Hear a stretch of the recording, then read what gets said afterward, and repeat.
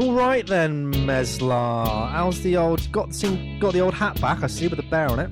Oh, the old Bristol Bears never falter the faith and loyalty of a local rugby. I say local. No, you never give up. You never give up. And they won this past week, so the Bears we bite. Lovely. Beers in then for you. Beers in. Well, there's a see-through liquid in the glass upon my desk next to my laptop right now, so not got any of that brown stuff as of yet, but may well later on. The sun is shining. He's got his hat on by the good grace and the goodwill of our Lord and Saviour Dave Murray. The skies are blue, the water's cold, and the podcast is on. So, how's your week been, Marv? It's been pretty good, to be honest. I've been playing a lot of catch-up. Obviously now, like you, delving deep back into full-time work and navigating through that. I've only got a finite amount of hours. I do work, mate, and I'm tired, so, throwing it back to last week. Never have known, mate. Never have known. You'd never have known, because I look so young and beautiful. Wouldn't go that far, mate, but yeah.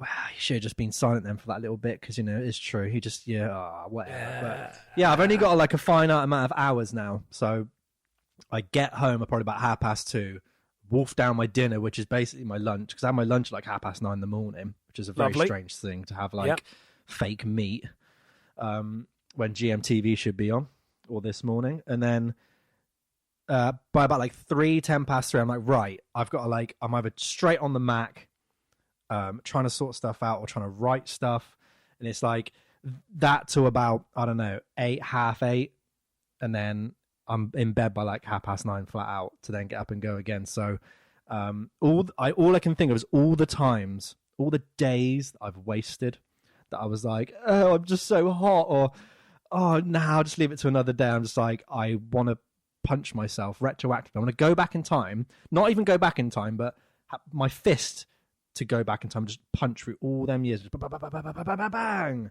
Can I not just knock you out now as a bit of a reminder to yourself in the future that things could always be worse? Yeah, very, very optimistic. Well, I'll tell you what, April 12th, is that when one person can meet another person? I believe it's 6 people can meet up outside and you can stay in gardens. So bring a sleeping bag, bring a tent, come and kip round mine, good son. Nice. I'll have a coffee round yours. You can call me a silly goose and you can knock me out. Yep. Something along those lines. Anyway, Marv, we have another special episode today, don't we? We got another special episode. Is this going to be 2 in a row? What's going on? Before we do that, we should shout out our patrons, should we not? What we've currently got so far? I think so. I think that would be appropriate. I think they deserve another shout out. They deserve definitely. Exactly. So, John Murphy. What you say about John Murphy, Mez? Rock and roll legend. He. I think he's itching to come on the podcast. He his foot, and he's been sat at home, and he's been asking me again and again, what album can I do? What can I do? What can I do? I'm like, we'll get you on. He knows so much about hip hop. Come and talk to me about Biggie, John. Exactly. Sam Hanlon. Legend. What are you saying about him? Legend. Ollie Kant. What's legend his status? They're all just legends, aren't they? Luke Smith? Legends. I have no other word. They're legends. They're supporting us in our venture of talking absolute nonsense. So I applaud them. Absolute nonsense, and they're giving up their money to us, and we're just laughing at them. We're just millionaires. Oh, you silly little nah. Jack Sharp, last week's guest. Legend, and an amazing episode. Really enjoyed it. It was really, really good, yeah. I got a lot of good feedback from it. People said they really enjoyed it. They liked the dynamism of it all. I thought it was quite a posh word to call it. Interesting word there, Marv. It's very interesting. But I think what you're trying to refer to is one of the latest patrons that we have, who I can see his face right next to yours. Yeah. And his name is Oisin O Grady. Legend. How are we doing, Oisin? Doing great, man. Thanks for having me on. Woohoo! Yay! I'll be Oisin today, but I'm Oisin in Ireland. If you remember. Yeah. Nice. I like it. That's just reminded me of my 3-year torment. We all met at university, and every single lecturer we had, guitar lecturer or anything, you go through the register, it would always come to your name, and it would be different every time, wouldn't it? Yeah. So Can you remember kind of the the most infamous ones that you got called? Yeah, of course I can. Oh my god! Like there was Ocean was the most common one, just in good old. Yeah. And then there was Oisin. Oisin, Oisin, because that's how it looks.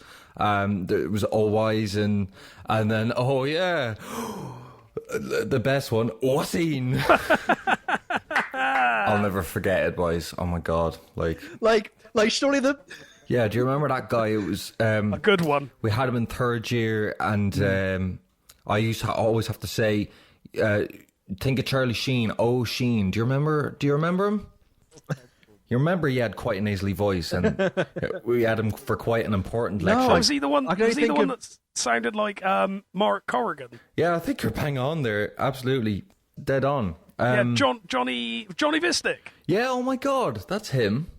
Well, if you're listening, Mr. Vistic, you have a lovely voice. There's so many different nationalities living here, so surely my name shouldn't be that weird. I was just like, come on, lads, I'm only across the water. Apparently it is. Oh dear, funny times. We met at university, but kind of give us a rundown of your musical kind of life. Like, where did it start? How has it kind of brought you to where you are today? What you're up to today? Just kind of, this is your life. Go for it. No pressure. Oh, this is my life. Well, my name was Oisin O Grady, and I was actually born in London, lived there till I was 6, moved over to Ireland, and I actually grew up listening to, not to sound so stereotypically Irish, grew up listening to a lot of traditional Irish music, because my dad was a musician and he was well acquainted with the traditional Irish scene. He was going to a lot of sessions in the pubs. Well, my mum as well, she sang as well and played the bones, and that's how they met, actually. So I used to go to a lot of trad sessions when I was very young, and I actually, but to be honest, I don't think I actually liked music per se until I was like a lot older. I remember hearing something on the radio like Smoke on the Water or something, and I was like, oh, I really like that guitar. What's that guitar sound? I'd ask my dad, and he's like, oh yeah, that's rock and roll music. I was like, oh, okay. And I didn't really go down that avenue straight away. I actually started playing the banjo, playing trad songs. And yeah, I did that for like a year or two, I believe. I was like 9 or 10 at this stage, and I was really into Star Wars, like Star Wars Lego and everything. And I actually learned the Star Wars theme. Nice. By ear on the banjo. And and I had so much fun just playing. What age were you when that was? Like 9 or 10 kind of thing. Wow, but that's amazing. Learned it by ear. Like I only know now how unique that was. As when I went to BIM, not even like people at that level could learn by ear the simplest of things. So that was quite unique. I suppose it was just seeing my dad playing for years and just hearing so much music. I had a vocabulary from the get-go, so when it came to playing an instrument, I had that vocabulary to go and grab melodies from. Like, I could remember the melodies so well, so translating to an instrument was no problem. Shortly after that, I started playing the Star Wars theme very quickly on the banjo, so it was like and so I got a great kick out of playing very fast, and so the next thing was, I suppose, Guitar Hero. That happened, and like it was massive in the mid 2000s kind of thing, this is late 2000s, 2008 or actually 7 or something like that. And my friend Aaron Flynn, who I'm great friends with to this day, got Guitar Hero 2 and loved that game. Then Guitar Hero 3 came out, and that's when I started hearing all these classic rock songs for the very first time, and I don't know where I would have been exposed to it otherwise. Yeah, and learned one by Metallica. Actually, I started going to guitar because Aaron also started. Well, he went and got lessons first, and I was like, oh, I want some guitar lessons as well, and started learning one, and I was able to fill in bits that I wasn't taught in the lesson, like the lead clean part, Kirk's kind of twiddly, kind of medieval sounding lead parts. So that was great. Then me and Aaron and a few other mates from school played in various different metal bands over the years with loads of different names, honing our craft, trying to write new songs and do covers as well.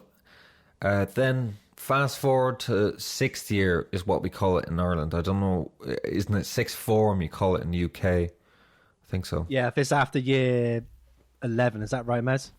Yeah, if it's after year 11, it's last A-level or sixth form or along those lines.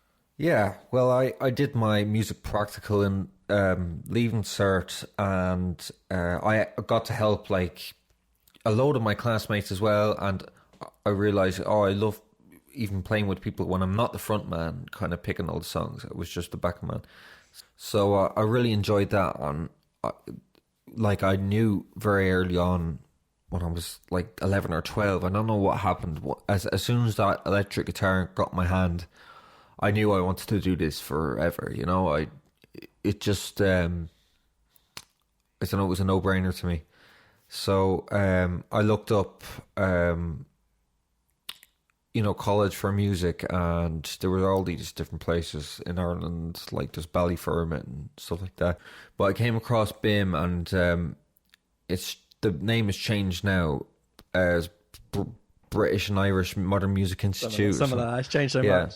Well, it used to be Brighton Institute of Modern Music, and I was looking at all the videos there, and I was like, I wish that there was something like that in Ireland.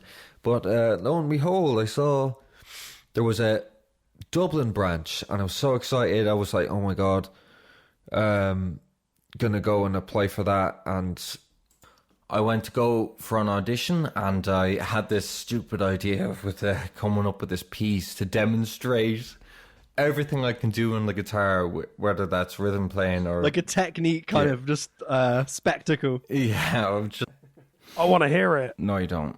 I want to hear it. No, you don't, mate. And I just remember shredding away, sweeping away, whatever, with a Boss Metal Core pedal. Lovely. Pedal, yeah, the Boss Metal Core. It's terrible. I suppose it's not as bad as the Metal Zone, but yeah, like, I mean, you can't get much worse than that.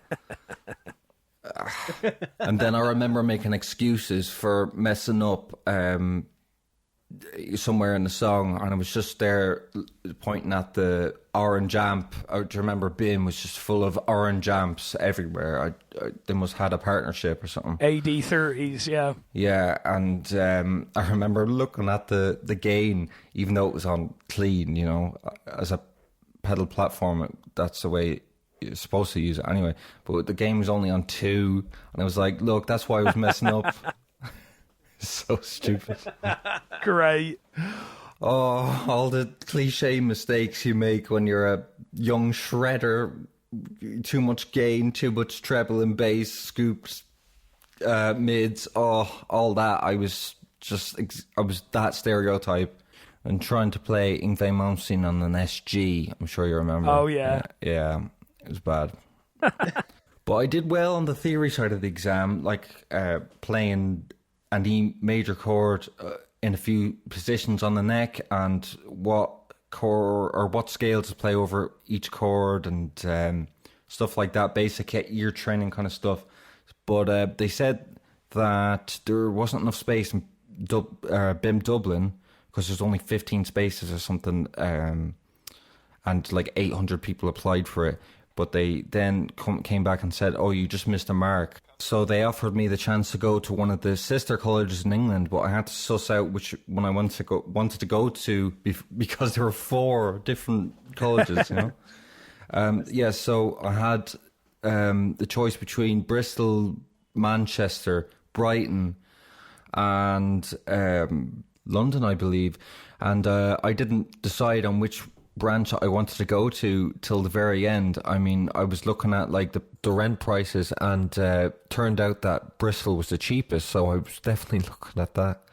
Like they had a BIM kind of tour of BIM Bristol on their website and stuff, and he was like, "Oh, it's a great city.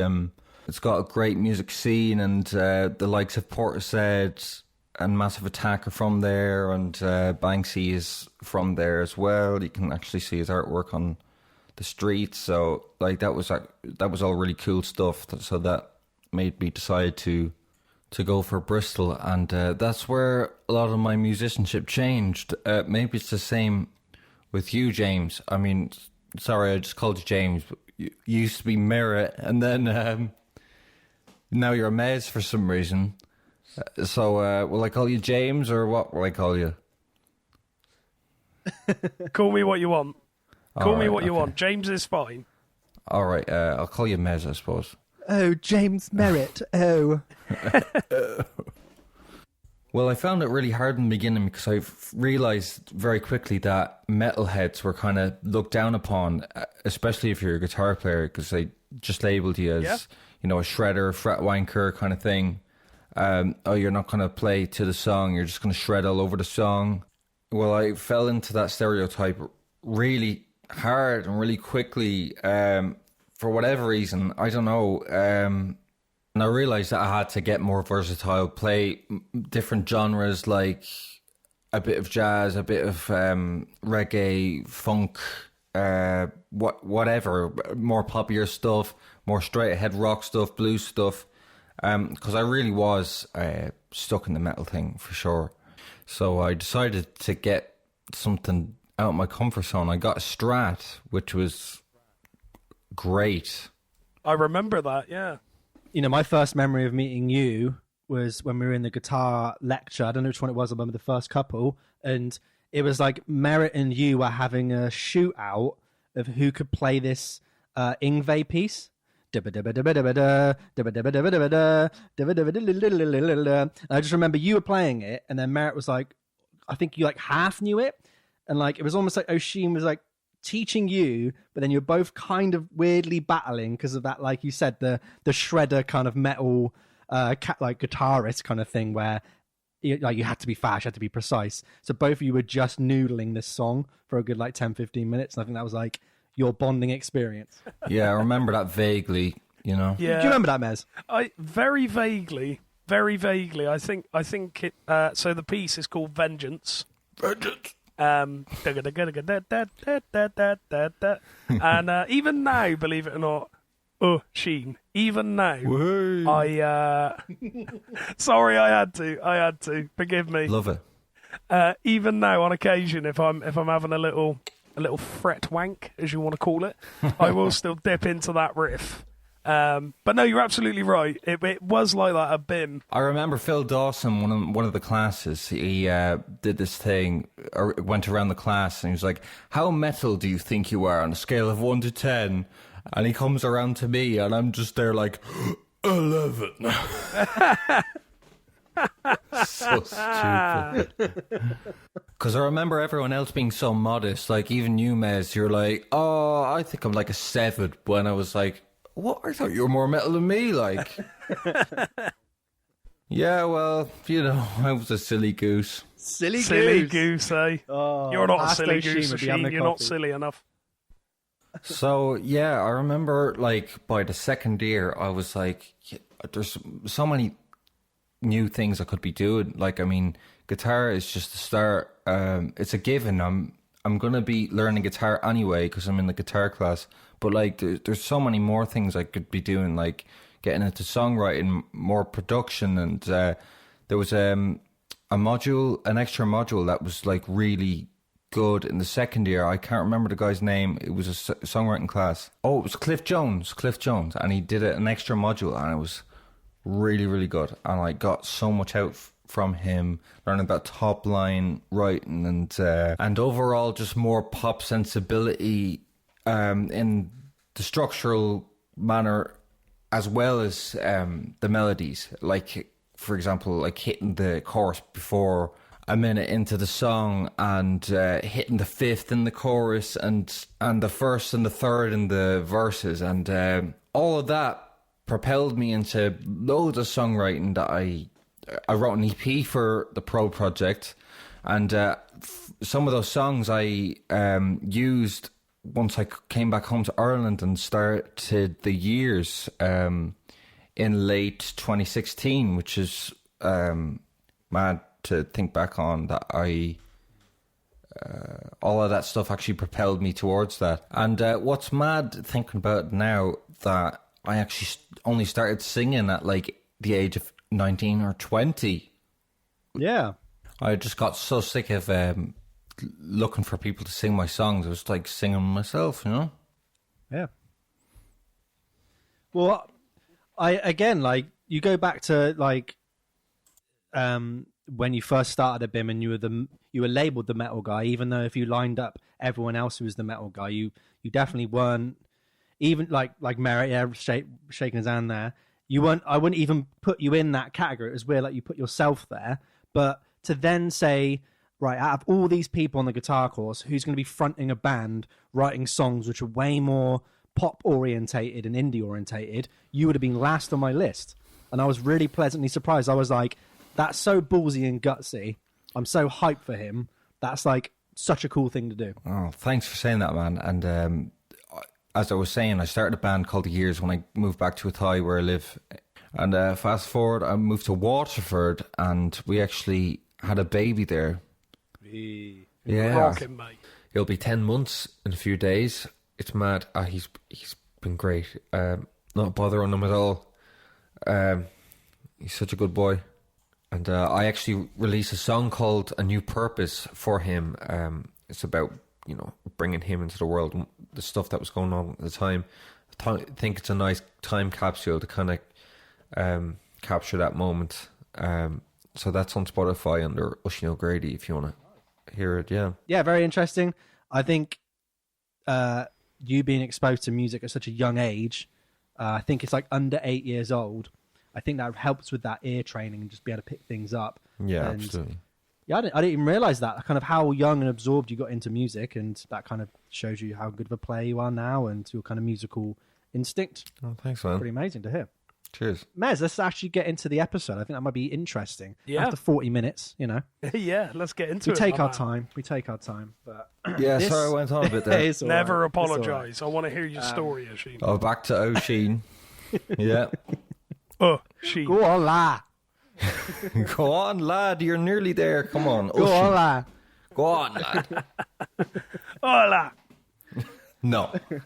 So, this episode is going to be focused on those classic albums that everyone says is amazing. Everyone being like critics, super fans, your mum, your dad, the person down the street, John, all them blokes. This is the best record ever. This is so good. This is so great. And you listen to it and you're like, have I got the wrong copy? Am I not? What's missing? I don't get it. And you can't click to it, or you dislike it so much, or there's just something there where you're just like, why is this getting the praise that this is getting? And it's almost sacrilege to say that you don't like it. Like they're that big of a kind of album. We could list all of these kind of, Thriller, Hotel California, like the best of ABBA, like these big, huge albums. Some people don't like it. That's perfectly fine. Again, like you say, Mez, it's music, it's your opinion. This is the reason why it's so contextual and subjective that you might just not like it at all. And that's perfectly fine to do. But I just sometimes feel that maybe just dig a little bit deeper. Maybe even just scratch a little bit, get your 2p out. Get that scratch card. Just scratch a little bit, right? You might win £5. You never know. We're not giving away £5 for anyone to get excited there. We'll accept £5 or £3 a month on Patreon. Oh, shameless plug. There you go, Mez. You're getting really good at this marketing stuff. I like that. You got to dive in, strike while the iron is lukewarm, then it heats up, and you get more of them beaners. Do you know what I'm saying? So if you want more of this classic content, www.patreon.com/50wayspodcast. That's 50 ways podcast. £3 a month. Unedited episode. A day before it comes out normally for everyone else, for all those little insignificant people that haven't bothered to support our journey. Yeah, go do it. Oisin, we're not forcing him to say this. We haven't pre-written what he's about to say now, but he's going to tell you that it's worth the money. He's going to tell you that he enjoys it. He's going to tell you that the only thing enjoyable about his whole life and existence is listening to us doing that, right, Oisin? Isn't that right? Yeah, that's it. Just became a patron, and I really enjoy all the episodes. You get like the uncut versions and the extra hour kind of ish. I'd enjoy this even if I didn't know the lads, and you get to comment on all the episodes underneath whatever all the other patrons, and it's great fun. Yeah, that's good. Love that's good. And there you go. Can't get better than that promotion, you know what I'm saying? So anyway, let's get stuck in. I'm going to go first. So go on, boy. Those classic albums that sell millions and millions and millions. Everyone loves it. Everyone's telling you to listen to it, but like, doesn't matter how many super fans you meet, doesn't matter how many lists you kind of read. I don't know, if it just doesn't connect to you and you forever find yourself kind of confused as to why that is. You certainly don't. I don't know. I certainly don't hate it. Like the albums we're going to talk about, we don't hate them. There's just something that we don't get the hype surrounding it. I think that's a general thing that us three definitely with our picks. But for my pick, which is A Kind of Blue by Miles Davis, is very much considered one of the best jazz albums of all time. I think it's the best-selling jazz album of all time. Widely considered critically and commercial across the board, even when it came out. August 17th, 1959. Apparently people were lining up around the streets just to buy it, which was maybe possibly unheard of for a jazz record. I know it's a classic album. I know it's pinnacle. I know it's peak. Every time I listen to it, I can never remember it. The only track I can remember is the first track, which is So What? Is that correct? That is the only track I can remember. Ba-dum, doo-ba-doo-ba-doo-ba-doo, and that's it. I going through my notes, as I do, I try and make loads of notes. I must have listened to it about 5 times round, and even then, like, it just, I don't know what it is. After that first track, second one comes in. If I try to remember what it sounds like, it's my impression of jazz music be if I had to kind of quickly, I don't know, make something up. I just put down some like nice brushy kind of drums, some like nice piano stabs, and then just some like weird trumpet over the top. Not saying Miles Davis's weird trumpet, but like I don't know what it is. I just try and try and try and try and try. The only other thing that stuck, which I was at work and it took me probably about 5 minutes to actually get it in my head, was the trumpet riff in All Blues. But I think that's the only reason why is because that is like a bluesy kind of motif that he's playing. So it was easier to kind of grab from my kind of memory. But I don't know what it is. Now, I do like jazz. It'd be a stretch to call me kind of a connoisseur of jazz music. I can't list all the subgenres. I can't list all the kind of the people who are like the top of their game. I love Dave Brubeck. I like his piano playing. I connect with it so much. Take 5. It's just one of those songs from my childhood that I just knew. It was just a song I just knew. I don't know how. And Blue Ronda a la Turk. I did that for, I think, one of the assessments at university and just fell in love with it even more. Django Reinhardt, I again got obsessed with him. I was thinking, how can this guy who's got 2 workable fingers play so fast? And I could have 9 fingers and still not be able to, play as good as this guy. And again, it was one of those things where the more I listened to the music and then learn how to play it, it made my listening experience even more enjoyable. A Kind of Blue just doesn't get my beans cooking. It doesn't put my tent up. It doesn't make the sun put his hat on, Mez, It doth that's what it does for me. It doth butter no parsnips. There you go. My parsnips have been dry, all right, for a long, long time. I've said it, all right? I've said it. I don't like A Kind of Blue. Cancel me, hate me, shun me. I don't care. I've been trying for 8 years, mate. Yeah, I'm going to go out on a limb here and say I'm kind of in the same vein as Marv with Kind of Blue, but the appreciation I have for it is boundless. And on top of that, I think the fact that you've said that the second track, the only way you can kind of remember it and equate it is just how like jazz sounds, isn't that like a hell of a compliment to Davis anyway? Because if the only way you can hear a Miles Davis track is how jazz sounds, if you like, does that not mean that put him on some sort of pedestal in terms of like, this is how good he is? He gives. I'm going to try here. Sorry, I'm. The more I speak, the less it makes sense. But what I'm saying But is, I love that. I love that. well, you know, when someone says like, "Oh, I imagine a pop song," and all you can think of is the Beatles. Yeah. That's what I'm saying. If you're trying to think of jazz or Miles Davis, and that's all you can hear, surely that's the same sort of compliment in that same sort of vein. Does that make sense? Yeah. I think that, again, it makes that purpose, doesn't it? That if I try and think of jazz, maybe I draw upon Miles Davis's musical template to come up with something that's similar in my head. Yeah. But still, the element there is that I should be able to remember the songs. Like, you think of a pop song, I can list 20 Beatles songs and know how they go, remember them from memory straight away. But I can't do that with this album. I just have to go dum dum bum ba-dum ba-dum ba-dum, and that is the only memory I have of this whole album. When everyone's like, "It's the best thing. It's the best thing. It's so good," and I just can't get it. So again, this is kind of like how you said with your guitar playing. My guitar playing in BIM. Definitely kind of, I wanted to kind of explore and get better kind of technical wise. I felt like, especially when I started BIM, that I wasn't the most technical player, and I definitely had hang-ups about it. I know that my theory was good, and I know that my chord knowledge was good, but I kind of wanted to be flashy without being flashy, have all the technique down, and maybe just know that I could, if I wanted to play any genre or any piece of music, I could do it, at least to a proficient kind of standard. So my second year of uni, I was kind of, our worlds involved pretty much warm-ups, spider exercises, scales, modal playing, drop 2 chords, listening to new and exciting bands, asking other people, what's this, what's that, going to gigs. Like, that was our lives. Like, I just remember the handbooks. I remember the warm-ups, songs you get, little exercises you get on a photocopy bit of paper every week and learn this, learn that. It was strange to think that like you got forced to learn, like play guitar, but like it was kind of conditioned. Some people would hate it.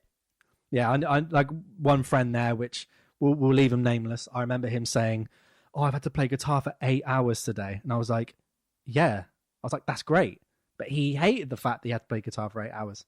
So you went either way. So yeah, it was definitely a far cry from my kind of like John Frusciante, Chili Peppers kind of copycat and denial that I was before BIM. And then even while my music taste was more varied and eclectic than most of kind of my skateboarding friends, that only kind of stretched to rock and hip hop. So it was nice to be in BIM and know to myself, like, right, just spread your wings, young Marty. Just spread your wings and soak it all up. So, theory lectures with Greg Cordes. That was a highlight of my week sometimes, just to submerge into the mechanics, just to submerge into like how chords work together, how music works. Amazing. Adam Coombs as well. I remember one time he came in and he showed us a Word document, and it was just all of the chords that you could play with the note E that had the note E in them. And he said he did it hungover. So he's gone out, partied, got wrecked the next day feeling awful, and his brain has gone, I wonder how many chords I can think that have the note E in them. Like, that's insane to me. That's so cool. That's so cool. It's really nerdy, but really cool. I respect that so much. This all does have a point. Yeah. This all has a point. So, I was kind of getting bored with all the kind of 4-minute pop songs and rock songs that I was just kind of surrounding myself with, and I wanted to kind of expand more. So the Gypsy Jazz study that I did in second year, where you had to kind of research the history and play some songs, that was really good, and I really could see my guitar playing get much better, and I just wanted to dive into jazz. I think maybe for the beginning guitar player, you think of jazz as this hard thing, which is hard to play. It's complex music. It will make you better.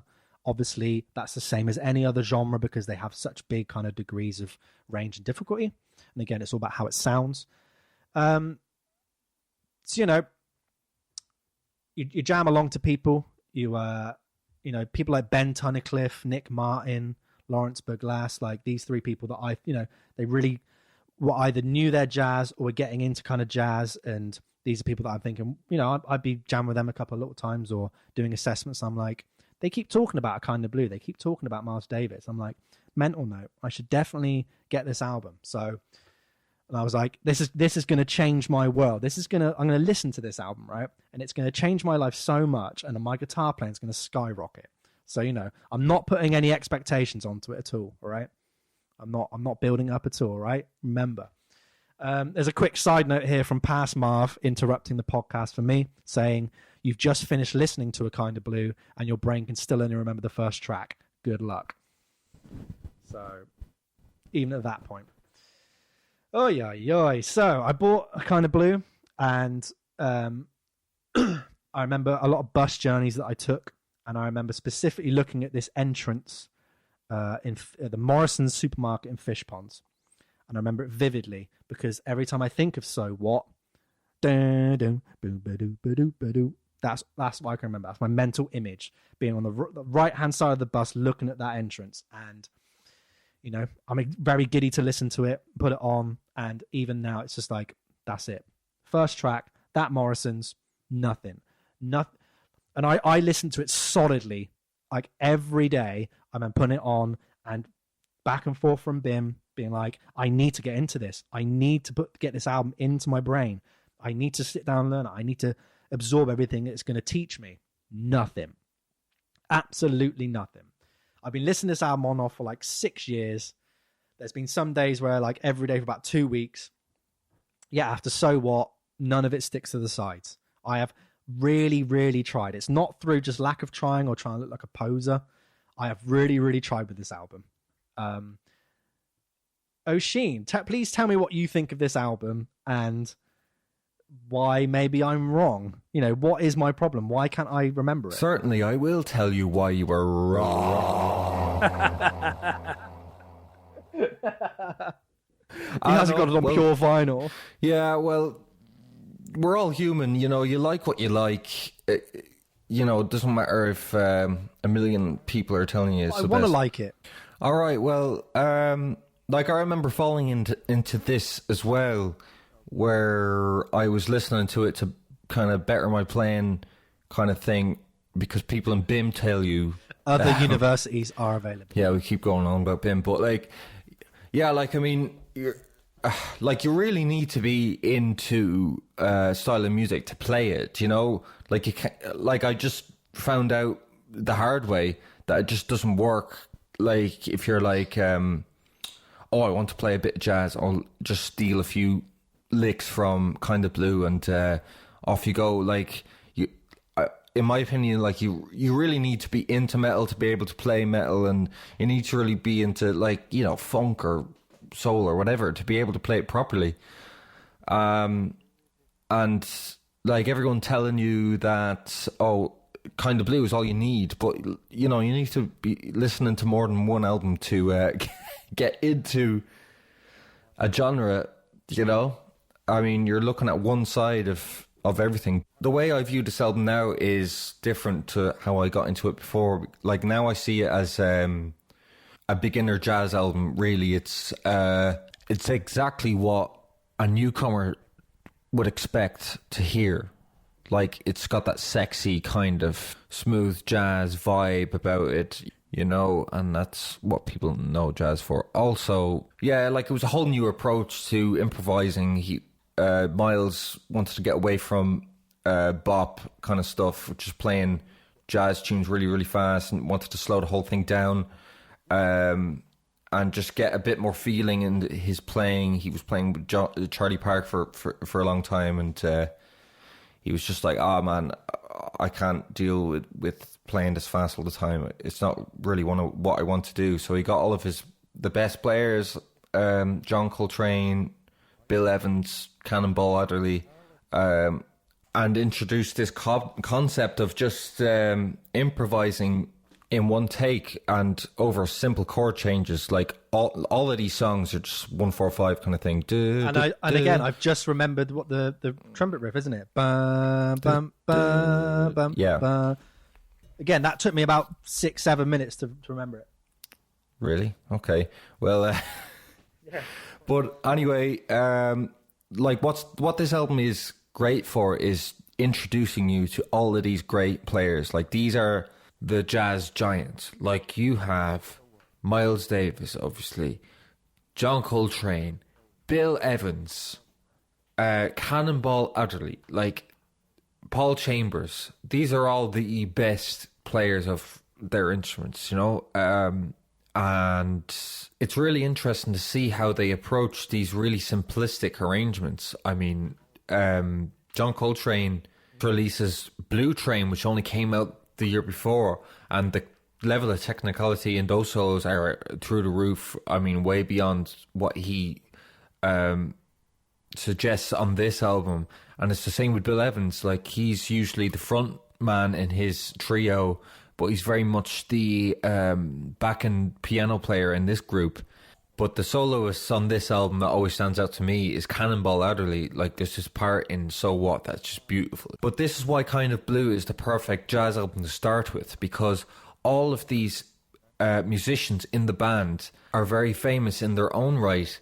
They all have their own discographies, like 50 albums each. It's crazy how much material these guys churned out in the 50s, 60s, 70s. Like, you can go use Kind of Blue as a kind of jazz umbrella, if you will. You know, you go, oh, who's playing that solo? I really like that. Oh, that's Cannonball Adderley. I'll go listen to his albums. Oh, who's that? Oh, that's Bill Evans. I'll go listen to his string of albums. And then it all kind of comes together. John Coltrane, go listen to his albums. So, yeah, that's how you should approach this album. He basically got a whole new band, didn't he, for this album? Because he kind of reach his hard bop era and then just basically sacked the band and got a whole new one in. And this is the misconception of this album is that everything is first take, but basically he kind of gave them rough, I guess, modes or the rough kind of template of the song and just went, let's just go for it.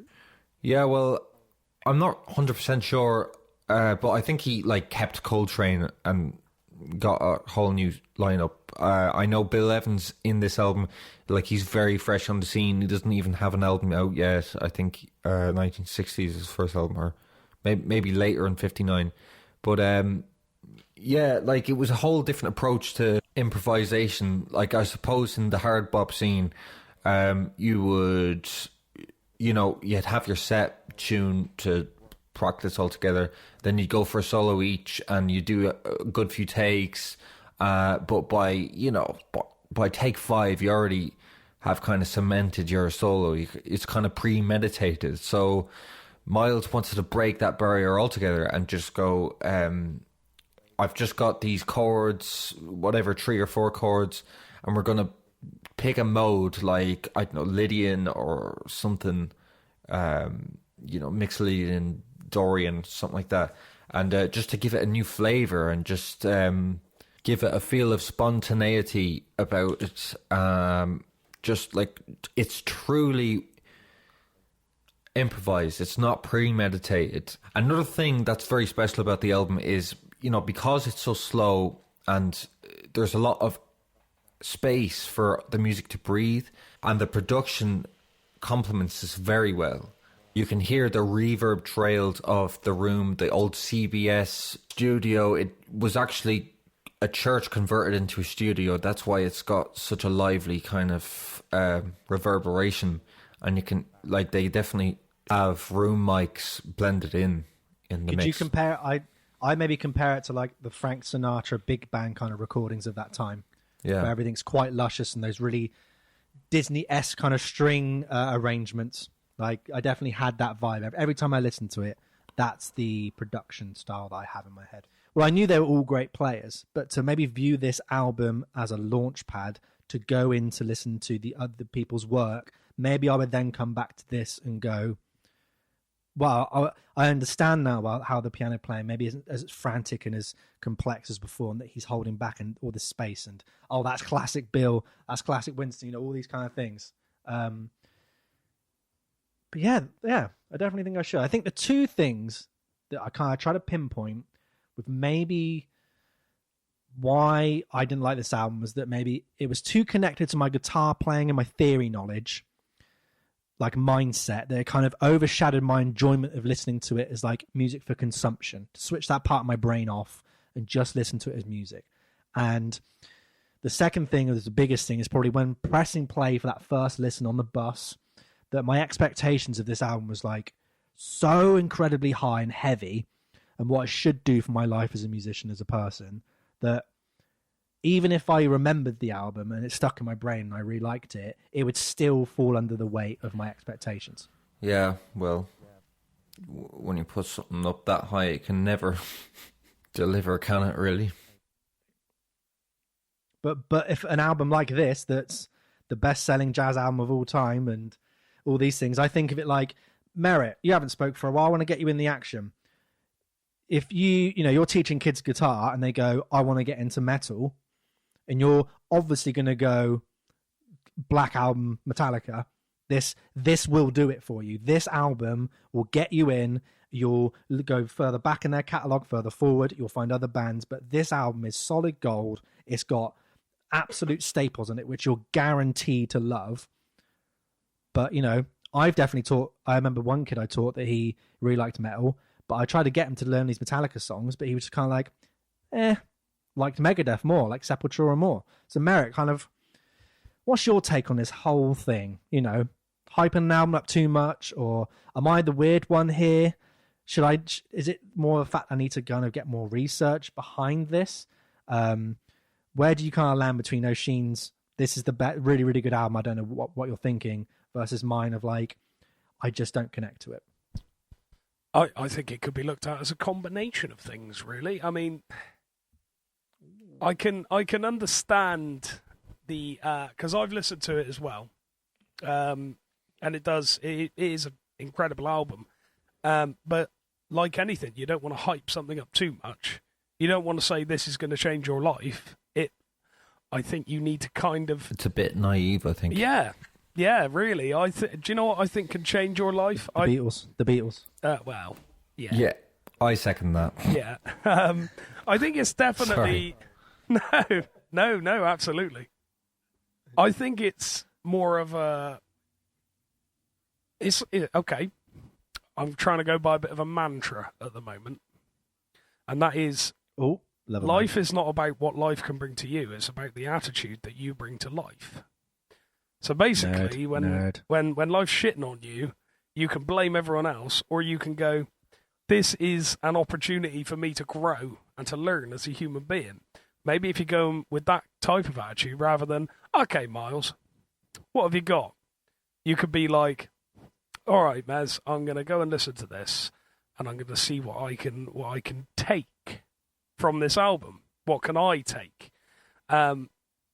I also think, Marv, you are a criminal for that thing of, it's got to relate to theory. It's got to be in my guitar knowledge somehow. You need to look at it from both angles, both perspectives, as a consumer and as a musician. Because if you don't do that, I feel like you're missing out on a few things, I think that's an important thing to do. I've rarely had an album disappoint me in that way, because the music I was listening to, when I was listening to it, the people around me, unless I'm discussing it with you, it was never overhyped, because the stuff I would be listening to at a particular point in time has already been out for 30, 40, 50, 60 years. So I'm consuming it now, and I don't care what the hype is. If I want to listen to it, I want to listen to it. If I enjoy it, I enjoy it. If I don't, I don't. Like you say, with the whole opinion thing, and the whole, not stupid, but the whole silly argument of, oh, well, music is expression and expression is art, so you can't necessarily just call something crap. There's got to be a reason for it. multiple angles you could take there, multiple. But I think what it really does come down to, and you'll probably both agree with me, it's what you enjoy. And if innately you don't enjoy it, you might in 10 years, you might in 5. But right now, if you're going to force yourself to listen to this, it even though you can't remember it or you don't like it, you're going to struggle with it. You're going to struggle with it. The fact that you listen to it, or the fact that you try and visualize the second song in your head, and all you can think of is like the blueprint for jazz. I think that's kind of cool in itself, because you're thinking of Miles Davis and all you're thinking of is jazz. And I would imagine that's something you seem to know more about it, Oisin, than we do. Maybe that's something he'd be really happy with, the fact that you're trying to think of a song off his album and all you can hear is jazz. I am jazz. Also, I'm not singling you out. You just seem to know more about the dude than we do. So, Definitely. Like, yeah, I suppose he would be humbled with that. Like, he is the sound of a whole genre in your head. But he actually didn't even like that term. He was like, don't call it jazz, man. Call it, like, social music. You know, you shouldn't be trying so hard. I mean, if you don't like it, you don't like it. It's not. Doesn't mean there's nothing wrong with you. You know. Maybe you should just be trying other artists, other albums. Like I do remember myself kind of struggling with Kind of Blue, like trying to listen to it over and over again because everyone like says, I remember another lecturer in BIM telling everyone to just go and listen to Kind of Blue and like transcribe all of the solos and just get them under your fingers. But it just seems very sterile doing that as an exercise. Like, you're never going to get into music that way. So for me, like, I listened to this for a bit and kind of was uninspired as well. But like, I, as I said, got into the other artists on the albums and I was like, John Coltrane can play for days. Like, oh my God, he can play all over these people, but he doesn't get his ego in the way, and he serves the music. He's there for his purpose. Like, backs Miles up, he just takes a solo, he lets Miles be the star, and that's really cool. Maybe for you, like, try some hard bop kind of late 50s, early 60s stuff on Blue Note. Like, Blue Note is a great label to get into. There's 3 really, really important jazz labels, and that's Blue Note, Riverside, and Prestige. Yeah, but I've really gone hard into the hard bop. I think you'll really enjoy it, though. It's very fast. It's very kind of aggressive and ugly sounding. I'm going to go for it. I think that's after you saying that, and then maybe looking at some of my paragraphs and going, well, I like gypsy jazz and I like Dave Brubeck, but why don't I like this album? I think the answer more as simple as that. I need to expand my jazz repertoire, and I think then it will make it more contextual. And I do like this album. This is the thing, like Mez's point, I felt like I've put in the time. I put in 6 years of listening to this album, and periods of time where I've listened to it every single day. It's not that I dislike it when I finish listening to it. I just get a nothing response. And usually that's reserved for albums I don't like. I'm just like, I could happily never listen to that again. But like, part of me wants to listen to this. I keep coming back to it each time. And there's just nothing there. So maybe it's the fact that, yes, I may understand it from a theory perspective and as music goes in form and structure. But maybe from in the jazz world, it's just such a drop into a whole umbrella of jazz that maybe it's just too much to comprehend at the time, So maybe I need to jump on these playlists, get in there, and maybe it will start sticking. Yeah, jump in, put on some playlists, and don't think too much, because you've been you've ruined this album for yourself, in my opinion, just by thinking about it too critically and how it's going to impact your playing, and as an exercise. You're listening as an exercise rather than listening for enjoyment, and if you're, as I said before, I mean, I really think, if you want to play or get into a style of music, you actually need to like the music. Like, you need to be really into it. You can't just learn a few jazz licks and you can play jazz. It just doesn't work like that. You have to understand. You have to be like fully invested. Like, I remember it finally clicked for me when I stopped thinking critically. Yeah, maybe my mind will change with the Kind of Blue, but I'm going to stop listening to it for now, wanting to like it. Oisin, take us away, please. What have you decided to pick for us? Right. Well, first of all, I'll say I'm sorry. And did you listen to it? I have. Oh, wow. The whole thing? Really? Yeah. Wow. I'm impressed. It was an experience. Definitely an experience. Well, I have chosen Trout Mask Replica by Captain Beefheart and his Magic Band. And I've chosen this for a few reasons. I just keep seeing it in top, 100 lists of greatest albums of all time. And then, it's a highly debated album, quite controversial. So some people are saying it's absolutely unlistenable. But then on the other side, there's this massive cult following that, of people that say that it's the best album ever made. So here's a few facts about it. First of all, it was ranked number 58 in the Rolling Stones 2012 edition of 500 greatest albums of all times list. That's really high. That's high. Yeah, especially for an experimental kind of avant-garde rock album. It's crazy. Like, if you have ever tried to listen to this, you'll know what I mean. So it's also quite critically praised. It's got 5 stars across the board on the internet. So here's a few examples. AllMusic gave it 5 stars. Encyclopedia of Popular Music, 5 stars. Pitchfork, 5. Q, 5. Rolling Stones Album Guide, 5.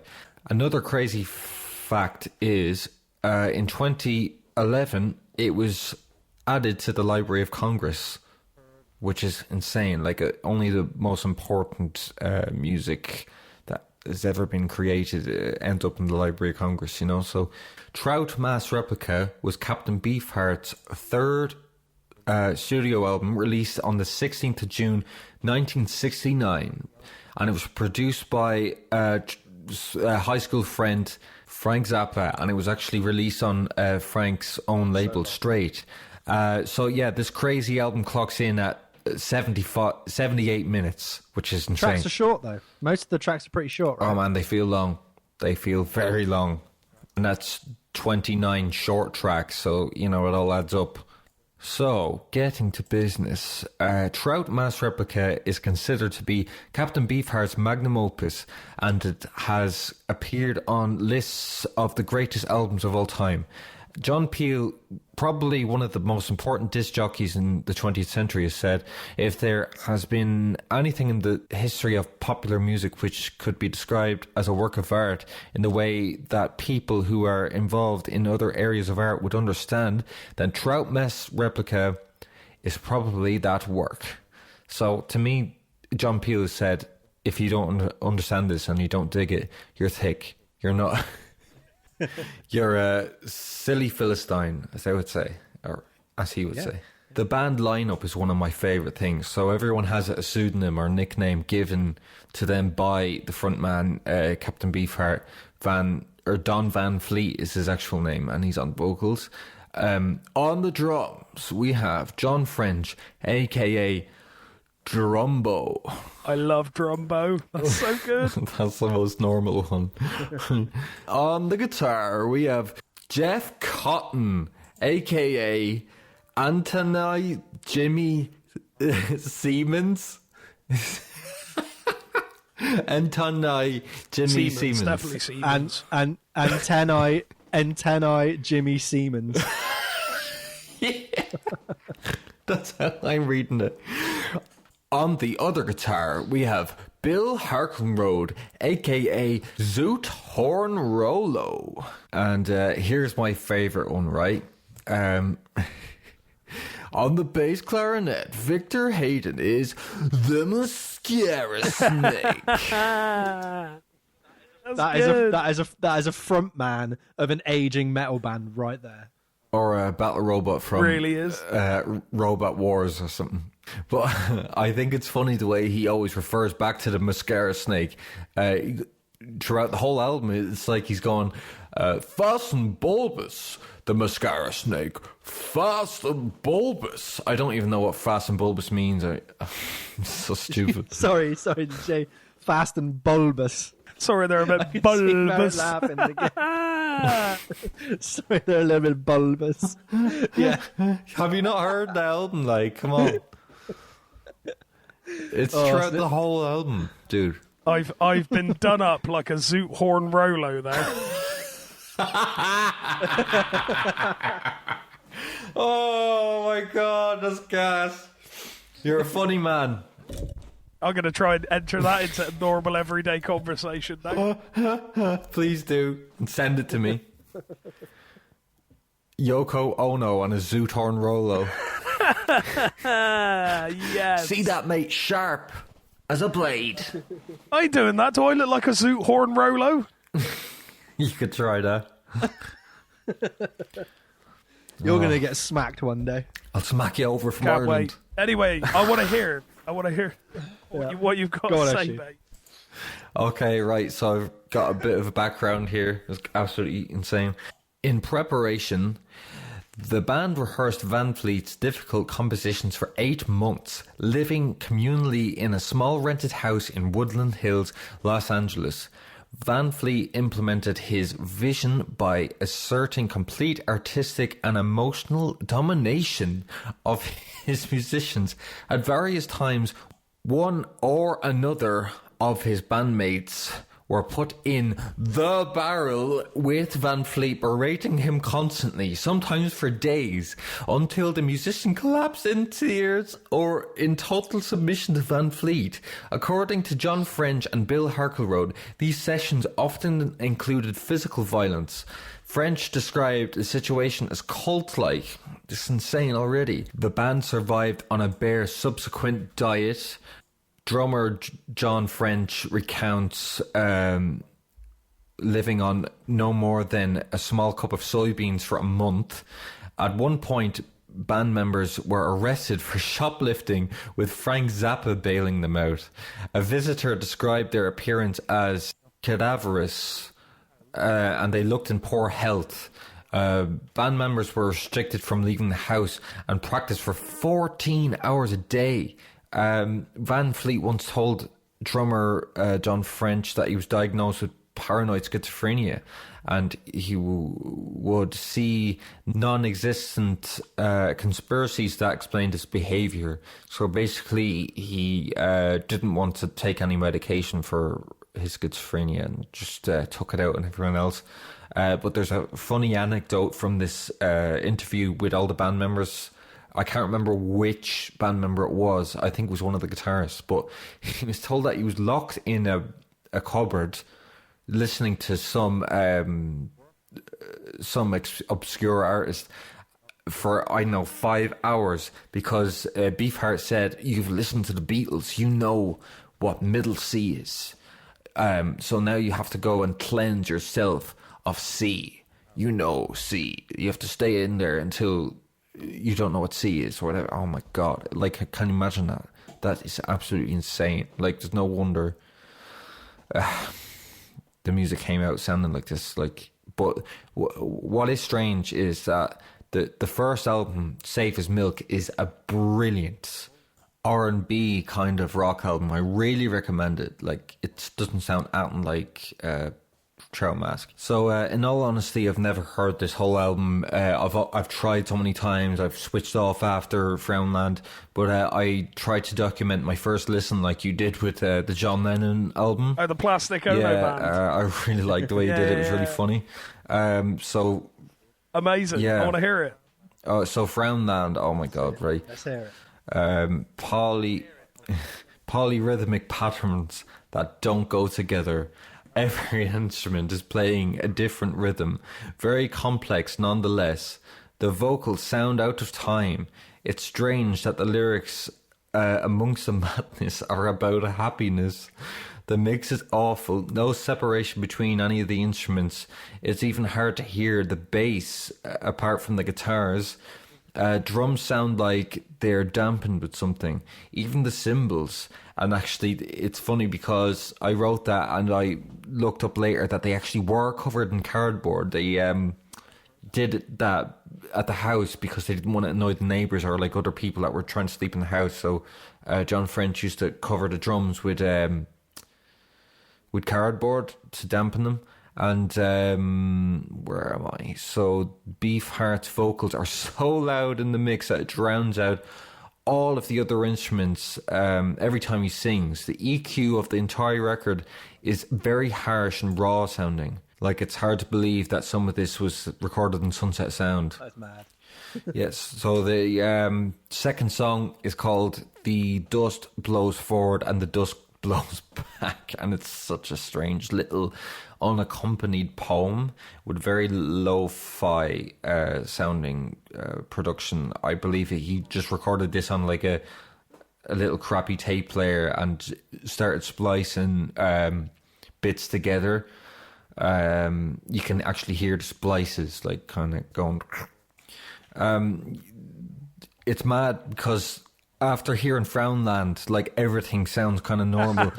Yeah, like the third track, Ella Guru, I said the most successful thing so far, kind of like it. So like it's kind of readied me for the whole album. The first track, the next track, Daco Blues. Though it's weird, he's got this lyric, Daco Blues, those poor Jews. Talks about World War III and all. It's just mad lyrics. For the song Hair Pie, I wrote free jazz nonsense instrumental track that I wrote. I think I'm starting to get it, but I'm only 13 minutes in. I can't believe there's another hour of this. Oh, hell on earth, honest to God. And then Moonlighting for a Month, next song, more polyrhythms in time for the most part. I love that, for the most part. Yeah, like once you start to hear a bit of a rhythm, you're like, oh my God, I'm back to normality, I can do this. Then I wrote, I'm trying to pay attention to the lyrics, but everything is just so distracting. Kupikar Kadavar, more craziness and a dotted rhythm. I'll have that. Instrumentation is now more conventional, I said. Like, I probably felt a bit of a rhythm and I was like, oh, that's okay. Wait!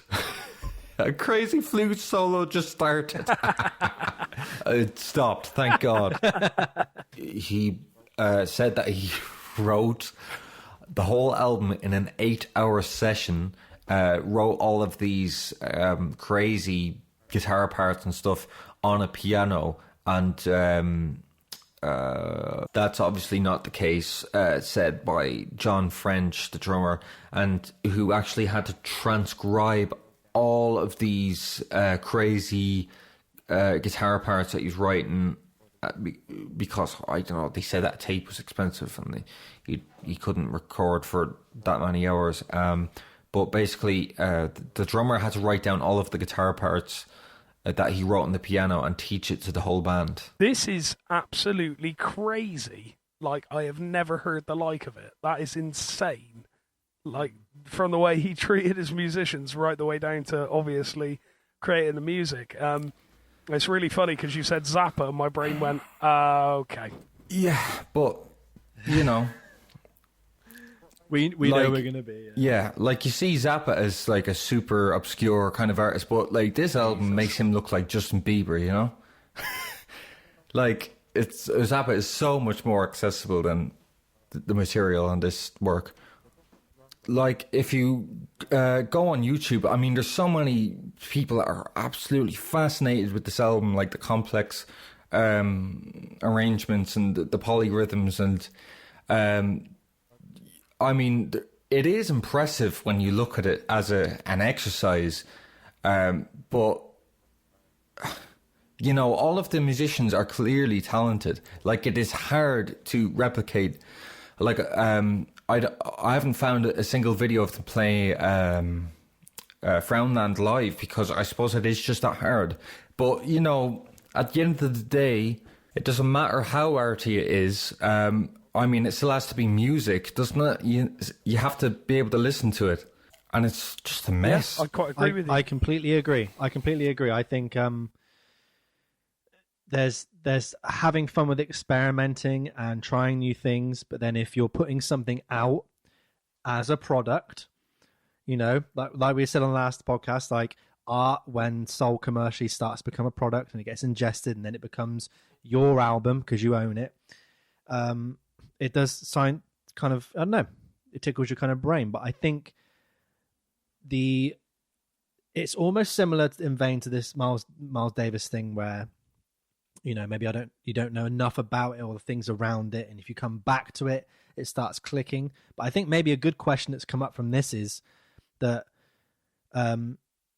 music is just organized sounds. It's just sounds we already have in our lifetime, and people have just put them together, managed to record them somehow, and they just make some sort of musical sense or things that kind of make order in our brain. So really, if you think of like normal music, normal songs, and then the most avant-garde experimental stuff you could ever think of, that both have the same elements, that they are sounds and noise put together, where really is that middle area, that grey area, that tipping point where it starts to go from, quote unquote, unlistenable avant-garde noise art to it being music, to it being a song? I really want to like this album because it addresses a lot of things I like about music. I mean, you can hear that it's humans playing their instruments. I mean, most of this was recorded live in the studio. There's so much... when you turn on the radio now, everything's quantized, it's fixed to a grid, everything's perfectly in tune. Like, this is kind of anti that. It's like as far away from that as you can get.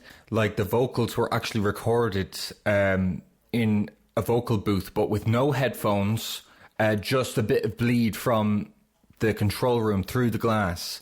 So, I do respect that creativity and that kind of authentic approach, but I just... it's hard. I mean, again, that's another good point. It's humans playing music. It's unedited. It's as it is, and that's something to kind of behold. I mean, obviously it was 1969, so you didn't really have the essence of like computers and gridding and auto-tune. But, songs like this or albums like this, to me, I guess I can connect to them more than when I listen to, the auto-tune pop you get today, because I don't know what it is. Maybe the way my brain maps out those songs, I can just already pick the tempo up and then the keys there, and then you hear the auto-tuning, you hear the sampling of the drums, you hear, well, that's a copy and paste job. I know what this lyric's going to be. I know what this melody's going to be. And that just deflates everything. Whereas this to me is... For me, I can even see the plugins in my head, what they're doing. Yeah, exactly. I'll pose this to Merit then. So something like Captain Beefheart with this Troutmouse replica versus Don't Worry Kyoko, where you had a very visceral and negative response to that. But I would argue that Don't Worry Kyoko at least has structure, at least has maybe the musical templates of what you would think a song would have.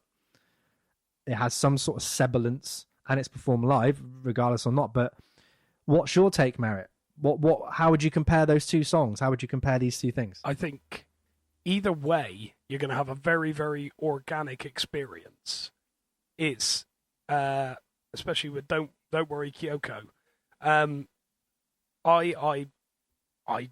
It's a strange one. Again, I mean, it's for me, it's not a peer pressure thing because I don't care what people think. It's obviously a well-known fact with Yoko that it's like, there she goes again, then off she goes, like the mad cat lady round the corner, like walking the cats and like licking them or something. So, off she goes again then. Old Yoko, here we go. But I really wanted to have my own perspective. Yoko, the cat licking little lady. Yeah. I really wanted to have my perspective on that, my own. I wanted to have my own opinion and field it from there. and I very much learned that context is everything. This cult / band / whatever you want to call it, it sounds, I mean, was it anything like you've ever heard before? Either of you, like, is there anything you could compare it to? Well, yeah, there is actually. Like, it always reminds me of when you first get together with a few mates in a band, and your mates may have never played the drums before, and you just kind of go up for an hour, and you're kind of like, Okay. You know, and you don't do it again. But there's another thing where, you know, as musicians, we have this humor that's quite unique. Like, we think bad performances are funny. We're like, we point out a mistake. We're like, ho, ho, ho. Actually, there's videos on YouTube, the worst performances of all time. And that's what is so hard to grasp about this album. Like, if you actually go back and listen, you have all of the complex melodies and left and right channel. It's actually quite incredible that they were able to stay together. Like, I mean, do you know when you're trying to find a pulse with a band? Like, I just don't know how, you know, and when you lose it, you all stop, don't you? I mean, I just can't believe they kept it going. Like, how did they, you know, find a pulse somehow to keep going? Like, it's just all over the place. There's no, like, you can kind of hear sometimes the drummer is trying to recreate what the bass and the other guitar is doing in the left channel. But, like, apart from that, it's like the drums are like trying to grab onto any rhythm you can. It's quite fascinating in that way. If you go back and listen to Frown Down in particular, like, it's just insane. Nothing I've never, to answer your question before, nothing I've ever heard sounds like this. I mean, it's insane. And I suppose that's the fascination a lot of people have with it, you know. As much as it's maybe on the same vein that it's hard to memorize or hard to memory recall it when you're away from it, I still want to come back to it. Because it's just curiosity, isn't it? Like, just, you know, how does it work? Why does it work? Well, it doesn't work, but how does it work to some people? And you can see it didn't work for them, really. Like, it was just too far out. And in 71, he released his most accessible album, really, The Spotlight Kid. I view it almost like this Troutmouse replica to, like, the Shag's Philosophy of the World. How that influenced everybody else. And that's way more listenable. That sounds like a pop record, a Sheeny pop record compared to Troutmask. But again, where's the line? Is Philosophy of the World is closer to, like, organized music in a pop song structure, or do you go all the way back? I think it's fascinating. And yes, it's not the first thing you'd show someone about music. It wouldn't be the first thing you'd even show, in my mind, who Captain Beefheart is.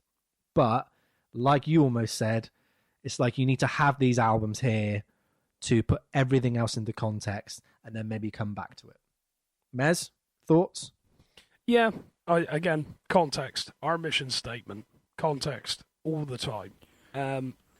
However, What would you rate it out of 10? Oh, Marv's going to have to. Because I feel like I'd need to listen to it more and invest. Yeah, I would have to have more time with it. I'm gonna say, yeah, I think that's my first full listen of it, and I only listened to it once. So again, I would say maybe my first listen, it's gonna be 4.5 to 5, because I haven't clicked with it, I haven't got it.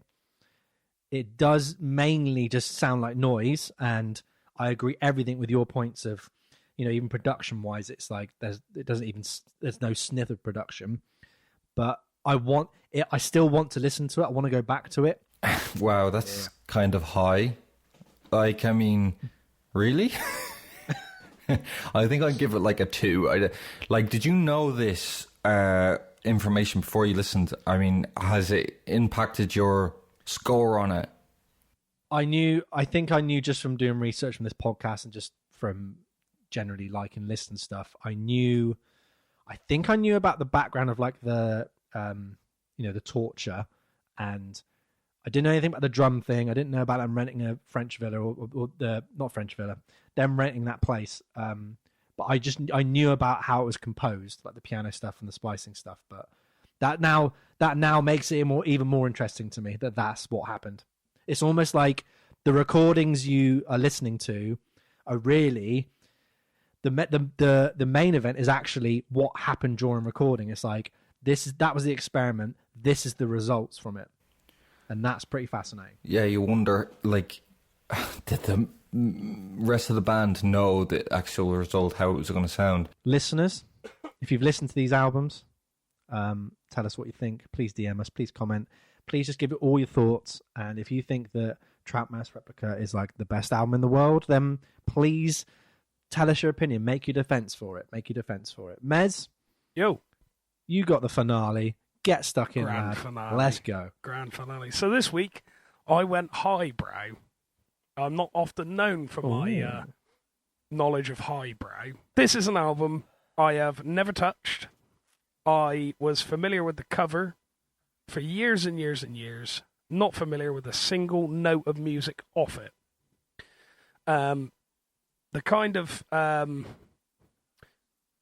I don't know, the people who were kind of into more complex pieces of music at uni, at college, were into this album. So I thought, I've never really made much effort, but I have heard snippets, and I am aware of a relative member of this band. So I'm not going to tease you anymore, listeners. I'm going to tell you what it is.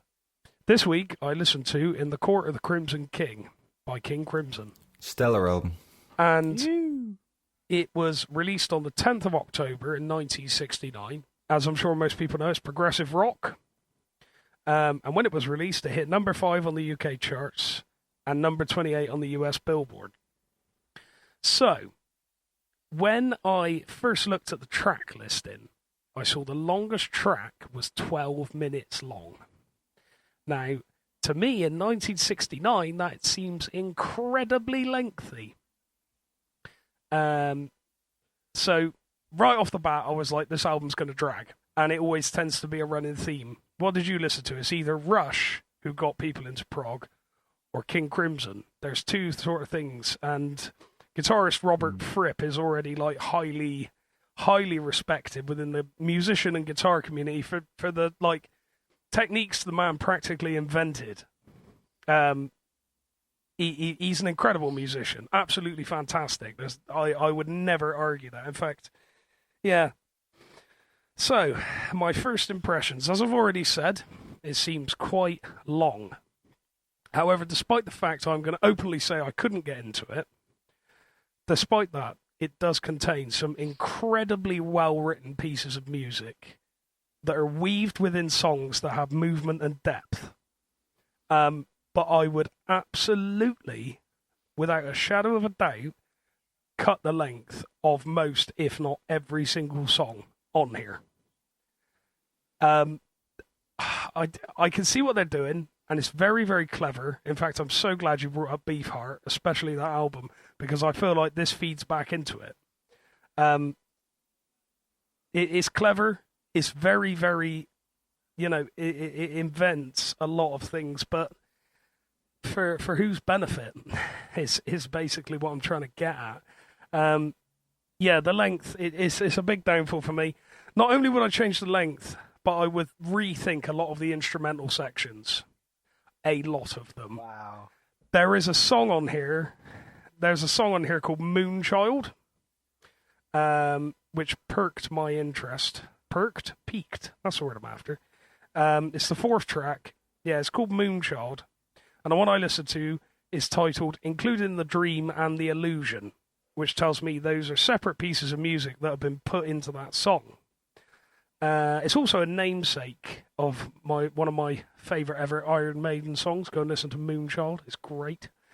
And anyway, that is the one that's 12 minutes, 12 seconds long. The first 2 minutes 20 are great. I think it's really, really well written 2 minutes 20. From 2 minutes 20 until 12 minutes 12 seconds, it's just, to my ears, it seems to be a lot of random note choices, interspersed percussion, So, like, when I literally say, like, random note choices, I suppose you could argue it was written. It probably definitely was. But then for some reason in my notes, I'm kind of like, is this something that I would have listened to in 1969 and gone, goodness gracious, this is absolutely mind-blowing. Whereas now I'm kind of like, well, I've heard all the bands that have gone, we'll take that and we'll do something else with that, if you saw what I mean, obviously. Yeah. It's just so funny because it's mad going from the last album to this album because it just seems like you're nitpicking this great piece of work. I mean, there's no, like, I mean, I've chosen, you've both chosen absolutely stellar, monumental kind of genre-defining albums, and mine is virtually unlistenable. I was gonna mention, I feel like I had an easy ride this week in comparison to you, mate. Yeah. But no, this is the whole point. In 12 minutes, 12 seconds of one song, you can probably listen to about 15 tracks off of Trout Mask. You know what I mean? It would feel a lot longer, though. Again, like, again, this, if you don't know Captain Beefheart and you start with this for progressive rock going into avant-garde, yeah, I can understand why 21st Century Schizoid Man can... I remember the first time I heard it on a skate video and I was like, this is madness. Yeah. But now I'm like, well, it just sounds like normal rock to me. I can remember the riffs. You know, it's been sampled in Power by Kanye West. Yeah. I was going to get to that. Obviously, we all know 21st Century Schizoid Man. Sampled by our dear love Kanye on Power. One of the most... Go have a coffee with Mez. Yeah, you got to come and have a coffee and explain that connection, son, because I cannot think of a more dejected connection than Kanye West and King Crimson. Did you not like I Talk to the Wind? Did I not like it? No, I did like it. Yeah, I think it's quite relaxing. It's such a departure from the last song, which is so fast. I almost prefer it to... Oh, man, Schizoid Man is such a tune, I think. It's absolutely incredible. Like, the big band... it is, yeah, great tune. Big band part at the end, it's just masterful, in my opinion. I'm just so glad that it's finally on Spotify, because it wasn't for so long. But for me, there's 3 absolutely stellar tracks in this, which is Schizoid Man, Epitaph, and Court of the Crimson King title track. I suppose the second track is a bit of a dragger for me. I Talk to the Wind. Yeah, I like the woodwind, the use of woodwind. I'd put it in the like a... I'd say it's a bit medieval. Yeah, it's like a... sorry to cut you up there. I just had to get this thought out of my head. It's like a winter scene in a Disney film, and everything's calm, everything's collected. It's very, very... it's very... There, I'm trying to. Sorry, it's very like so. At the end of Schizoid Man, you've got the like frantic. It's not. It takes you into the next act, I feel. Yeah, you've got that very frantic thing, and then it's very, very calm. There's a real nice tension and release with that. As I will reiterate, I do not dislike this album. Good. Sorry, Machine. Carry on with what you were saying, my man. Yeah, okay, well, I'll just finish up on I Talk to the Wind. I mean, it's a stunningly beautiful track now that, you know, we're talking a bit more about it, like, but it's mad now that I know that it's the shortest track of, what, like, just over 6 minutes. Like, it feels so much longer than that. Like, it's amazing how early this is, and it's, like, genre-defining prog. Oh, I know what you're saying. I like it. I like the world that it kind of makes, and I can just sit there forever. When Hendrix is saying this is the best group in the world, I'm missing something here. Why can't I go, I'm going to go and listen to In the Court of Crimson King? Hendrix he went to see them live before they recorded this album, and he is quoted to have said this is the best group in the world, which apparently Robert Fripp regularly regurgitates for people. But to be honest with you, if Hendrix said that about my band, I would get a tattoo of it on my forehead. If anybody wants to, we're going to create a new Patreon tier of Mez's Tattoo Fund. And if you want to pay, should we say £28 a month? Reckon that's good? At least. Yeah, okay, £28 a month. And you get to help in part design the tattoo that goes on Merritt's 5-head. So Thanks, mate. Thanks for that. carry on, la. That gives the hat more context, yeah. But He knows it's all right. no, I don't. I cry after every podcast. But anyway, Loser. so a lot. I looked at a bit of the backstory. A lot of the music on this album is designed to scare the listener, which you can hear that coming across, especially in 1969. I mean, you do have the first Sabbath album the same year, so I think Sabbath might scare you a bit more, but in a different way. I hear this album. You're both gonna laugh at this so hard. I hear this album as, to my mind, it's definitely more of a piece of art than a consumable piece of music. But that's not to say it can't be appreciated as both. Go on, laugh it up, boys. Go on, here we go. She can't believe it. I can see the despair on his You face. can't believe it. Maybe I'm just too used to pop music. Right. I'm really surprised. You mustn't have heard a whole lot of Trout Mask. There's no way. Cause, I haven't, though. I'll be honest. That's why I say I need more time with it. Okay, well, I'm quite surprised because I thought this would be quite up your alley. I mean, are you into progressive metal and Dream Theater and Tool and the like? I mean, this predates all of that. This is their granddaddy. You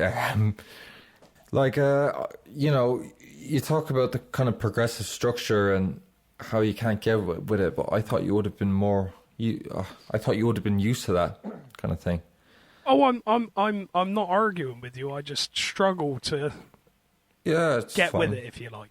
There's no arguments here, but what did you think of Epitaph?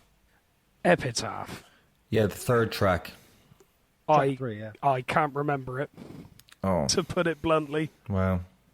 if I heard it now, I'd probably go, oh yeah, that one. It's kind of almost the same deal as the Miles Davis album for you, Marv. I remember bits, but nothing is compelling me to go, I want to sit down for 12 minutes and listen to that. You know what I mean? But yeah, maybe back to kind of your points, Mez. The two things I get is that, like with all of our album picks, it might just be that we need to listen to them more for them to click, and they go from the most severe kind of harsher listens like Trout Mask, maybe up to more accessible, easier listens.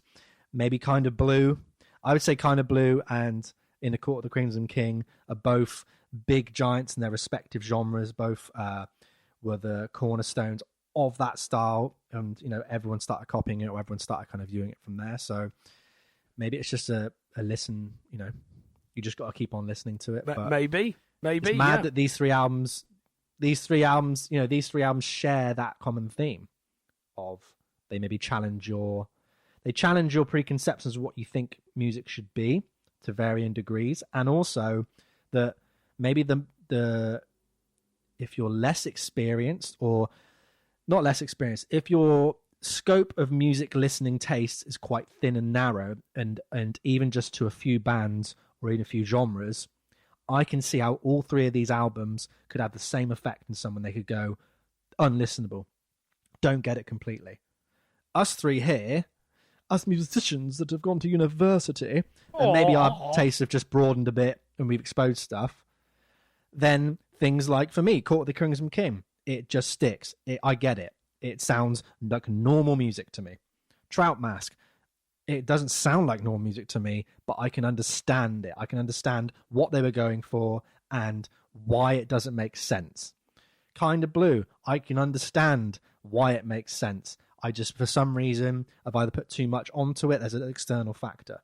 And that goes around and around. Like, our opinions of these albums would completely change. But to 8-9-year-old Oisin playing the banjo, the Star Wars, you chuck any of these albums at him, I guarantee you'd be like, I don't get it. Yeah, I don't get it. that's a great point.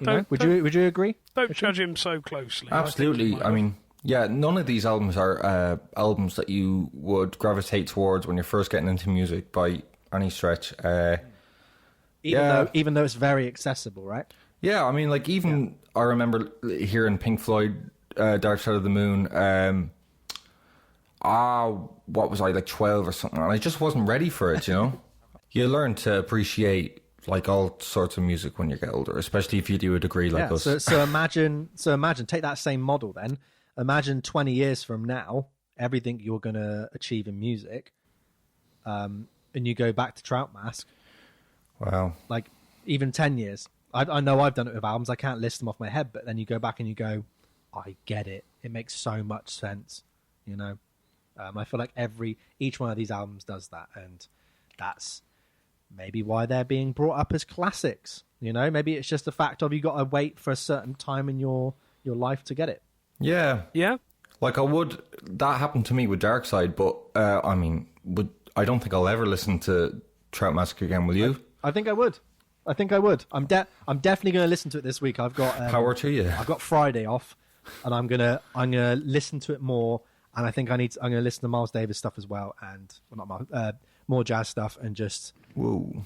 I'm just gonna submerge myself in it. I think. Merritt, what your kind of? Because again, you're like with me with the kind of blue. You don't hate it. You don't dislike the music. You just don't maybe get the hype surrounding it. So, like, what's your kind of takeaway with this album? Where are you going to, like, leave it in your musical kind of world? What, with Court of the Crimson King? Yeah. I want to spend some time with it because I really feel like I could get on with it. The only times I really didn't get on with it were the bits where it was like, it'll play the main chunk of what I would call the main chunk of the song. And then you get like a bit of silence, and then they'd be like,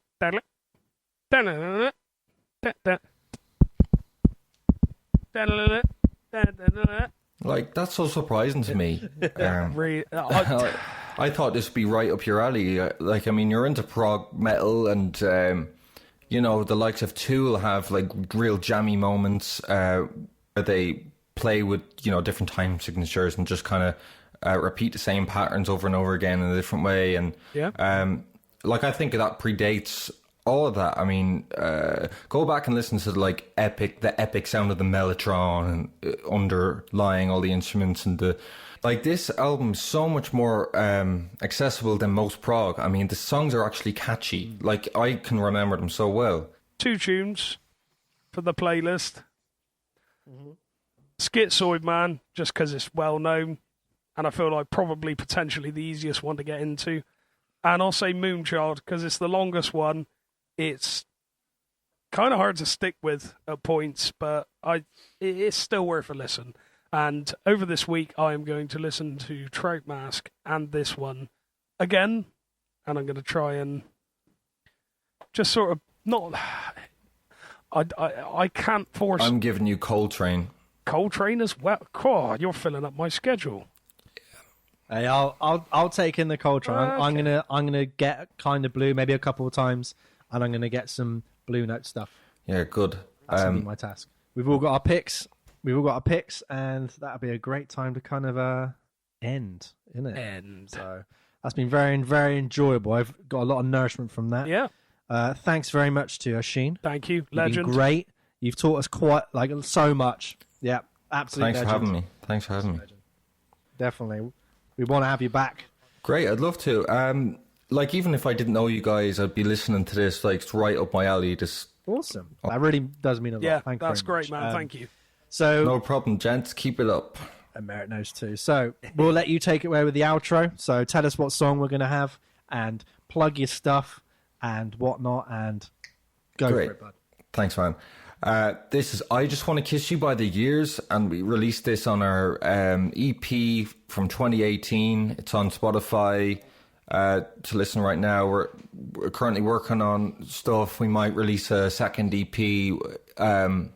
We've been talking about it for ages. We haven't done that in a long time. We just can't wait to get some new music out later this year, hopefully. And we're on all the socials, Instagram, Facebook. I'm also doing my Instagram videos, Oisin O Grady Music, and I'm doing my guitar lessons, and I'm starting my new website soon, so there you go. Nice. We'll put your links below and stuff. And yeah, have at it, la. You know what I'm saying, Bjorn? I know. See, I'm fluent already in Irish. I know everything. Right, me old muckers. Right, mate. How's it going? Right, get a pint of cider. I'm James Merritt, the Bears. The Bristol Bears. See you later, then.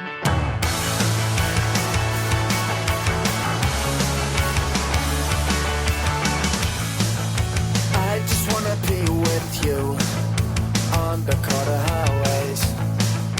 Trust me now and then it's true. I just wanna kiss you. I just wanna feel all these things you feel. And trust me now and then it's true. That you're all I'm ahead of you. Every night and every day. I don't wanna be alone, but I don't like the things you say. I don't just wanna know you. I wanna kiss you. I don't just wanna know you. I want to believe in you. I don't just wanna know you. I wanna kiss you. I don't just wanna know you. I just wanna kiss you.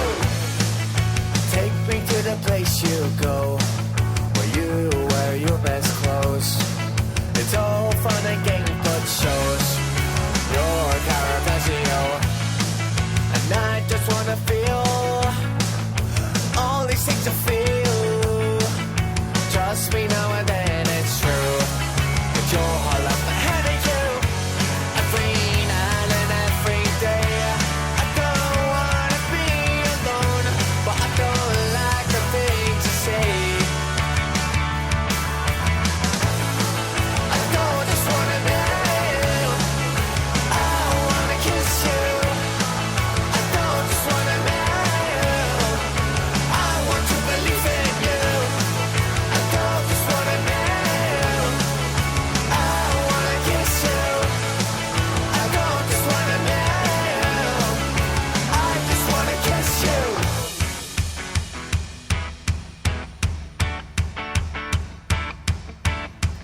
Every night